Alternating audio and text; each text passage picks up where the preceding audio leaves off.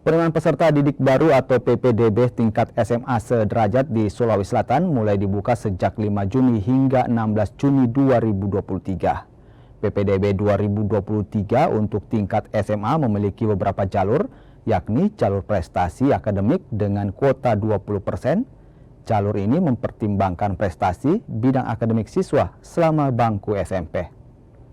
Jalur berikutnya tahun ini ada prestasi non-akademik di mana calon peserta didik dinilai dari prestasi di ajang lomba. Salah satunya jika siswa memiliki kemampuan penghafal Al-Quran, di mana Dinas Pendidikan Sulawesi Selatan memberikan kuota 10% untuk jalur non-akademik ini.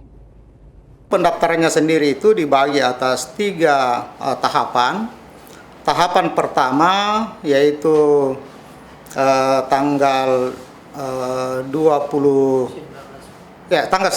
19 ya, minggu pertama kita buka jalur untuk SMA ya, ada boarding school, ada 7 sekolah boarding kita yang ada di Sulawesi Selatan. Kemudian ada jalur afirmasi, kemudian ada jalur perpindahan orang tua, kemudian ada jalur prestasi non akademik. Nah, ini prestasi non-akademik kita peruntukkan bagi anak-anak kita yang punya prestasi luar biasa, baik itu di seni maupun olahraga, termasuk di dalamnya penghafal Quran, ya, minimal 30 juz. Dan semua kejuaraan itu ada pembobotannya, ya.